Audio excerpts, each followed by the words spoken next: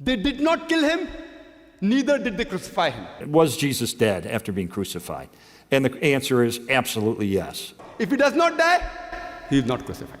The weight of the historical and medical evidence indicates that Jesus was dead even before the wound to his side was inflicted. One man said Jesus did not die. Another spent years trying to prove that Christianity was false. But during his investigation, he uncovered one piece of evidence that skeptics struggle to explain. And by the end of this video, you will understand why this debate refuses to go away. For decades, Zakir Naik and Islam have spent years arguing that Jesus did not die on the cross. And if they are right, one of Christian's central claims collapses. At first glance, some of his arguments sound surprisingly convincing. And even skeptics have raised the same objections for years. An atheist investigative journalist by the name of Lee Strobel began examining the evidence for himself. He wanted to save his wife from Christianity, who had just become a born-again Christian. His investigations were not to defend Christianity, but to destroy it. Instead, the harder he investigated, the harder the crucifixion became to dismiss, especially after uncovering one piece of evidence that historians say changes the timeline completely. But before we get there, everything depends on one explosive question. Did Jesus actually die? If you enjoy deep investigations into controversial religious debates and historical mysteries, subscribe and smash the notification bell so that you don't miss the next one. Because the next discovery may completely change how you view this debate. Everything depends on this question. Because if Jesus survived the cross, the resurrection story completely changes. And Zakir Naik believes that evidence points to that. Here is the clip. The Islamic viewpoint, I have made it very clear, according to Surah Nisa, chapter 4, verse 157, وَمَا قَتَلُوهُ وَمَا صَلَبُوهُ. They killed him not, neither did they crucify him. It's clear cut. The topic, was Christ really crucified? What is the meaning of the English word crucify? According to the Oxford Dictionary, crucify means to put to death by fastening onto the cross. According to the Webster's Dictionary, crucify means to put to death by nailing or binding to the cross.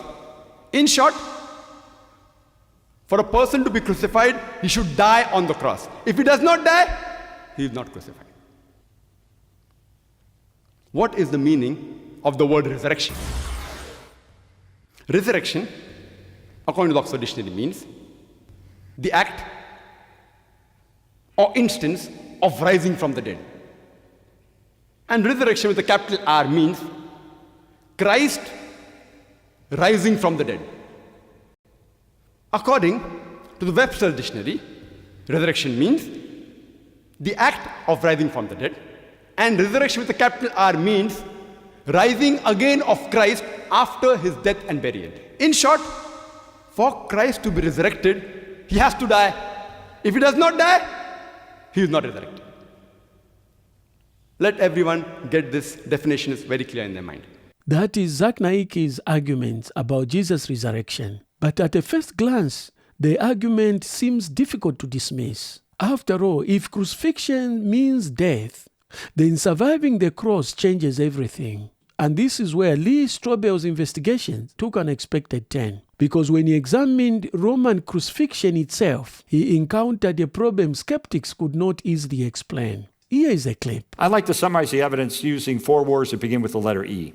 And I'll go through it quickly, but if you have any follow-ups or questions, I can elaborate on any of them. The first E stands for execution.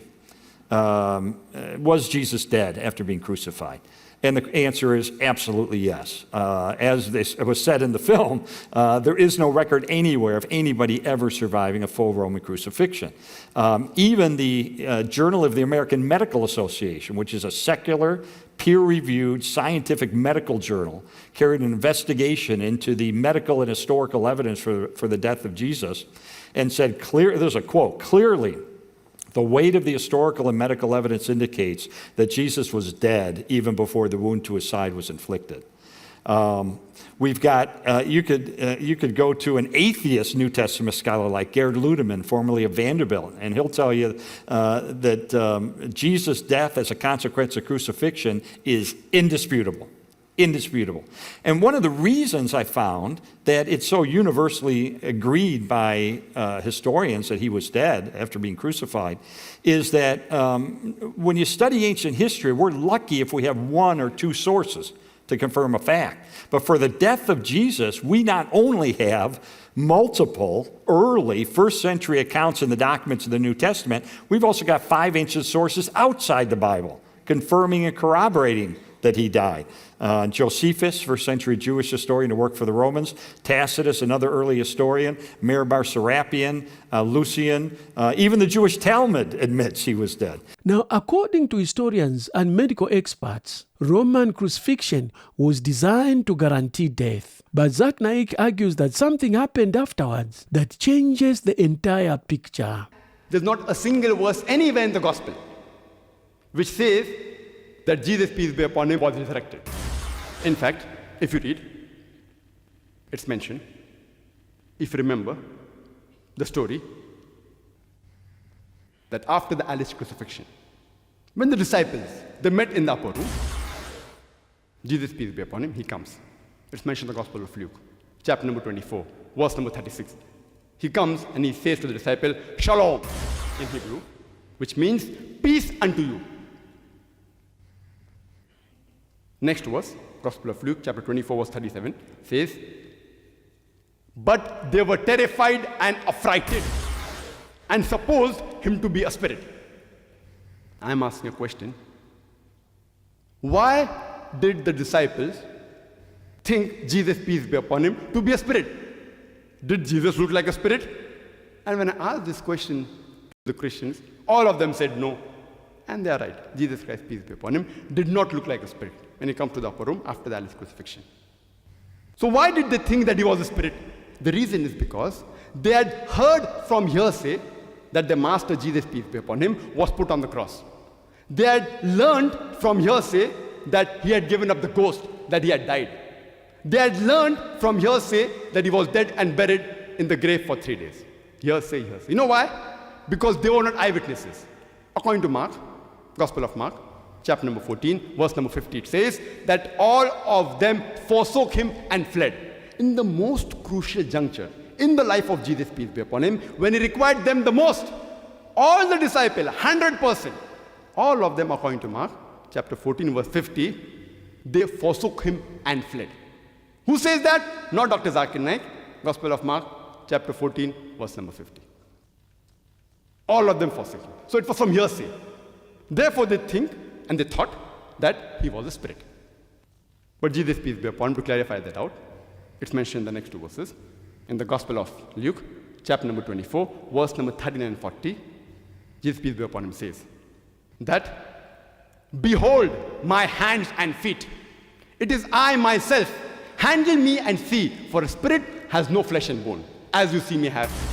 And saying so, he shows them his hands and feet. He tells them, behold my hands and feet. It is I myself. What has happened to you? It is me, your Lord and Master Jesus, peace be upon him. Why are you affrighted? Handle me and see. Behold my hands and feet, for a spirit has no flesh and bones. What was he trying to prove by showing his hands and feet? Was he trying to prove that he was resurrected? Was he trying to prove that he was a spirit? He was trying to prove that he was not a spirit. He was not resurrected. Next 2 verses. Gospel of Luke, chapter number 24, verse number 41 to 42. It says that they were overjoyed and they wondered. They thought he's dead and now they're happy that the Lord and Master is alive, physical, with flesh and bones in front of them. They're happy. Jesus, peace be upon him, yet to confirm them, says that, do you have any meat here? And they gave him a piece of broiled fish and honeycomb. And he took it and he ate before them. To prove what? That he was resurrected. To prove that he was spirit. To prove that he was a physical body. He ate and he chewed in front of them. A piece of broiled fish and honeycomb to prove that he was not resurrected. He was not a spirit, but he was in flesh and bones, a physical body. Zakir Naik argues that Jesus eating fish and showing the wounds proves he survived the crucifixion. But if Jesus truly died, then immediately another mystery appears. At the beginning of this video, Zakir Naik declared they killed him not. And throughout this investigation, his arguments raise serious questions. Adding to that is what skeptics say it was not resurrection but hallucinations. And perhaps that's why an atheist investigative journalist who once tried to destroy Christianity ultimately concluded the evidence pointed to somewhere else entirely. And eventually, he himself gave his life to Christ. If you enjoyed this breakdown, examining controversial religious debates and historical evidence, like, subscribe, and smash the notification bell so you don't miss the next investigation. You have just watched part 1. To watch the full video, click the video on the top left corner of your screen. If you want to go even deeper, check out the video on your screen between Zakir Naik and Oxford University professor John Lennox.